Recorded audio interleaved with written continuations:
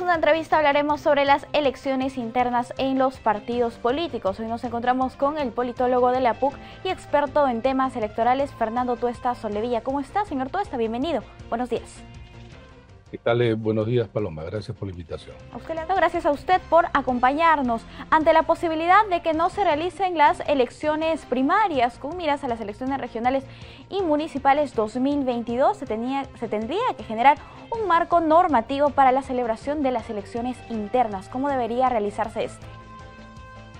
Bueno, el Congreso tiene que decidir. Esta situación la hemos vivido ya el año pasado. El Congreso de la República decidió que no se realicen elecciones primarias y logró establecer que las internas puedan realizarse bajo dos modalidades. La modalidad de voto de los militantes y miembros del partido de manera directa y de manera indirecta a través de delegados. Creo, sin embargo, que la experiencia ha mostrado que estas alternativas lo único que hacen es llevar a que los partidos apuesten por la segunda, que es lo que ha habido generalmente a lo largo de 2 décadas que tiene un poco menos la ley de ahora llamada organizaciones políticas. Entonces, la experiencia nos ha dado información que este tipo de elecciones internas a través de delegados llevan a una baja participación y a un control de parte de quienes tienen la dirección del partido que creo no es lo adecuado. En la última elección solo participaron el 4.8% de los miembros del partido, de los partidos.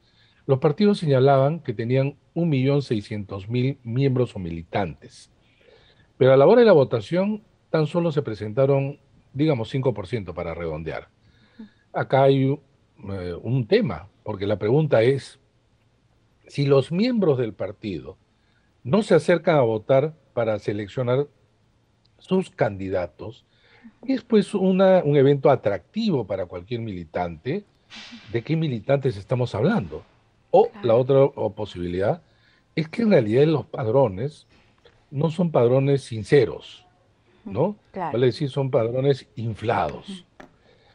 Este tipo de elección a través de delegados ha sido la constante usada por los partidos políticos y el cuestionamiento de parte de los propios miembros. Entonces, ¿qué se debería de pelear en vista de que las primarias parece que no se van a realizar? En primer lugar, que solo exista la modalidad de un militante, un voto, elección directa de todos los miembros de los partidos. En segundo lugar, establecer un umbral que en realidad la ley establecía ya para las primarias, establecerlas también para las internas. No puede ser posible que un partido se le dé la posibilidad de postular con sus candidatos cuando ni siquiera en sus elecciones internas, pues por ejemplo, van a votar solamente 3, 4%, 5%. ¿De qué partidos estamos hablando? ¿No? Si para validar una elección requiere el 50% de participación, ya no le pongas pues 50%. Que sea pues un tercio, ¿no? Hay que ser benevolente, un tercio. Un tercio de participación de los afiliados de esta organización política. Claro, claro. Que por lo menos participe un tercio, en caso contrario no se valida su selección de candidatos. Claro. A eso hay que agregarle lo siguiente, que está en la ley, pero se la quieren modificar. Mira, a partir de esta elección regional y municipal del 2022, se establece que tan solo pueden presentar candidatos los partidos políticos y los movimientos regionales, tanto para la elección regional, municipal, provincial y municipal distrital. Vale decir que no va a existir más, y a partir de esta elección, de listas locales, provinciales y listas locales distritales. Por ejemplo, en Chipao, ¿no?, de los que hemos estado muy cercanos en la última elección, ahí quien ha ganado es una lista local distrital. Bueno, eso ya no va a ser posible. En adelante, solamente los partidos políticos y los movimientos regionales pueden presentar candidatos. Pero acá viene el problema. ¿Qué pasa si en un distrito, digamos Chipao, ¿ya? Toma el ejemplo por ser tan cercano a la Claro. situación que hemos vivido, ¿no? Ningún partido político le interesa presentar candidato, ningún movimiento regional. ¿Qué pasa con ellos? La ley estableció una obligatoriedad para que los partidos y los movimientos regionales presenten un porcentaje importante a nivel de regiones, provincias y distritos. Sin embargo, eso no resuelve el problema, Ujú. porque nuevamente podría ocurrir, y de hecho va a ocurrir, que distritos, provincias, sobre todo rurales, pobres, alejados, no tengan candidato. Uy. ¿Qué va a responder ante eso el Congreso de la República? La única manera, Paloma, Ujú. es que se obligue a los partidos a presentar candidatos en todas las En circunscripciones. todas. En todas. Ujú. Pues, si son organizaciones que tienen esa sola prerrogativa. Dos, que tienen financiamiento público, es decir, tienen una serie de beneficios. Tú tienes que exigir a los partidos, que Ujú. son los únicos canales representativos a que se presente. Bueno, entonces el riesgo de eliminar las primarias está acompañado por otros riesgos, Ujú. que es lo que como te Claro. digo. Uno, Ujú. partidos, esos militantes ni siquiera participan, entonces debe haber un umbral. Y dos, obligatoriamente tienen que presentarse en todas las circunscripciones. Y Es, tres, sí. y acá viene, que también se lo quieren retirar, el umbral para mantener el registro legal en el ROP. Ujú. Hemos visto que a nivel de partidos pasamos de 25 a 10 y está bien, Ujú. pero, pero movimientos regionales hay cerca de 187, Ujú. muchos de ellos cascarones. Eso lo quieren eliminar, es decir, que se mantenga. Ahora vamos a ver, vamos a ser testigos, como el próximo año, van a reaparecer los movimientos regionales, que tienen generalmente dueños, organizaciones que han estado dormidas. En la gaveta del dueño del partido tiene un documento que dice partido inscrito. ¿Y qué va a hacer? Va a mercantilizar la política. Y Ujú. entonces regresamos al círculo vicioso, ¿no? Ujú. En donde, claro, la representación es la que tenemos, pues como ahora. Entonces, la reforma política que se avanzó en algo, digamos, tiene ahora un problema y un retroceso al no realizarse las primarias. Pero si a eso las internas son de la naturaleza que siempre hemos vivido, no vamos a tener resultados distintos. Ante situaciones iguales, resultados iguales, Ujú. no distintos ni mejores.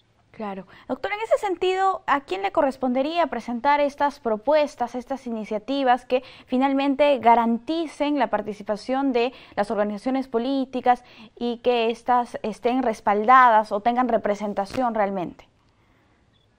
Está en la ley, Paloma. Lo Ujú. que pasa es que el peligro es que hay propuestas de ley para eliminarlas.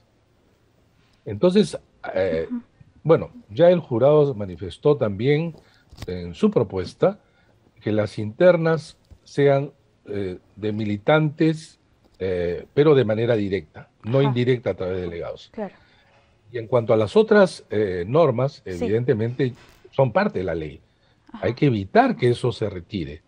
Pero, bueno, ya hemos visto los debates, lamentablemente, y opinión a título personal, Ujú.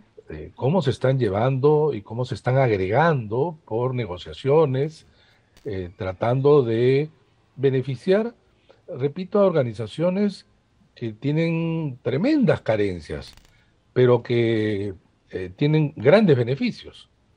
Y Ujú. eso es lo que hay que equilibrar, ¿no? Se Ujú. tiene derechos, pero también se tiene obligaciones. Ujú. Bien, listo. ¿La participación de los organismos del sistema electoral en estas elecciones internas debería ser la misma que hemos visto ya previamente o que se podría aumentar, No, corregir? está muy bien la presencia, pero si es que, por ejemplo, el año pasado se hicieron elecciones internas, participaron los organismos Ujú. electorales, se hicieron buenas elecciones, pero ¿de qué vale que se hagan buenas elecciones si la participación es 5%? Claro. No, o sea, ya no es un tema los organismos electorales que cumplen su función, es el Ujú. tema de cómo las normas permiten que un partido pueda presentar candidatos y ahí están los cuadros. En algunos casos han habido 18 personas que decidieron por todo. En algunos casos que la participación fue del 1%. O sea, eso no Ujú. puede ser. Es necesario que se modifiquen las leyes en un buen sentido, porque ahora tenemos la suspensión de las primarias por un tema también de, com- que ha comprometido el propio cronograma electoral, ¿no? Sí, pues. Se ha Sí. hecho ya es demasiado Ujú. estrecho para las funciones tan importantes y acumuladas que tienen los organismos electorales. Ujú. El Congreso sabe que mientras más avance el tiempo, este se convierte en el mayor enemigo de cualquier organización de un proceso electoral. Ujú. Eso lo sabe, pero bueno, eso Ujú. es también lo que estamos lamentablemente observando. Ujú. Doctor, brevemente ya para finalizar, ¿cómo vamos a hacer para institucionalizar las elecciones primarias en nuestro país? Lamentablemente en las generales no se han podido realizar, tampoco en las regionales y municipales, pero más adelante esas tendrían que realizarse. Y hay que completar, ¿no? Con otras normas, Ujú. porque en el año 2026 va a ser peor, Paloma, porque en el 2026 vas a tener en abril primera vuelta, en Ujú. mayo segunda vuelta, pero en octubre de ese mismo año elecciones regionales y primera vuelta regional y municipal, y en noviembre elecciones regionales segunda vuelta. O sea, en un año vamos a tener 4 elecciones.